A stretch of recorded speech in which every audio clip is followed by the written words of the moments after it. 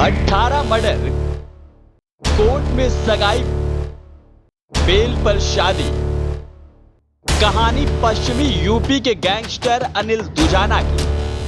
देश की राजधानी दिल्ली और उसके आसपास में कुख्यात माफियाओं में शुमार अनिल दुजाना को यूपी एसटीएफ की टीम ने मेरठ में एक मुठभेड़ के दौरान मार गिराया। अनिल दुजाना गौतम बुद्ध नगर, गाजियाबाद, दिल्ली और हरियाणा के शहरों में आतंक का पर्याय माना जाता था। उत्तर प्रदेश के गौतम बुद्ध नगर जिले के दुजाना गांव का रहने वाला अनिल दुजाना पर हत्या, लूट, जबरन वसूली, जमीन पर कब्जा जैसे संगीन अपराधों में कुल 65 मुकदमे दर्ज थे। साल 2000 से पहले अनिल दुजाना सुंदर भाटी के लिए अवैध सरिये का कारोबार करता था। इस कारोबार से जो भी कमाई होती उसका कुछ हिस्सा वो सुंदर भाटी को देता। उस समय अनिल दुजाना उतना चर्चित नाम नहीं था। दुजाना ने अपना वर्चस्व बढ़ाने के लिए सुंदर भाटी के नाम का सहारा लिया और धीरे धीरे उसका भी नाम होने लगा। हालांकि ये सब बहुत लंबे समय तक नहीं चल सका। अवैध सरिये के कारोबार को लेकर ही अनिल दुजाना और सुंदर भाटी के बीच अनबन शुरू हो गई और फिर दोनों अलग हो गए।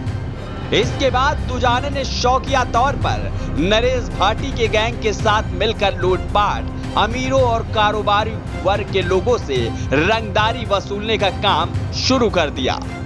साल 2002 में गाजियाबाद के कविनगर में हरवीर पहलवान की हत्या हुई थी। यहीं से अनिल दुजाना की अपराध की कहानियां शुरू होती हैं। ये पहली घटना थी जिसमें दुजाना के खिलाफ हत्या का केस दर्ज किया गया। धीरे धीरे ये मामले बढ़ते गए। अनिल दुजाना पर हत्या के 18 मामले दर्ज थे।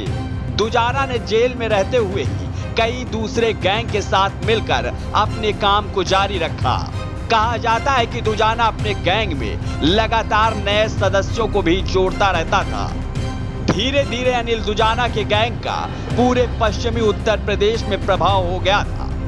जेल में रहते हुए ही अनिल दुजाना ने साल 2015 में जिला पंचायत सदस्य का चुनाव लड़ा और जीता।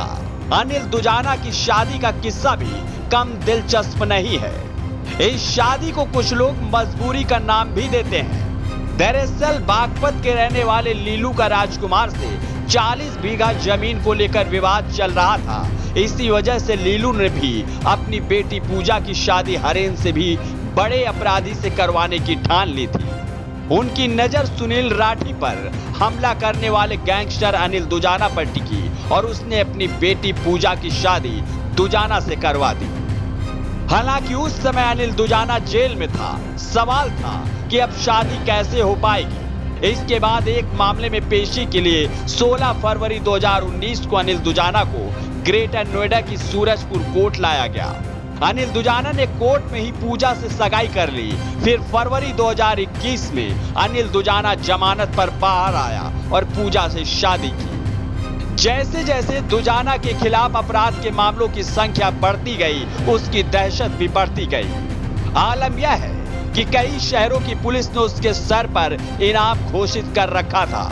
नोएडा पुलिस ने उस पर 50,000 तो बुलंदशहर पुलिस ने उस पर 25,000 का इनाम रखा था।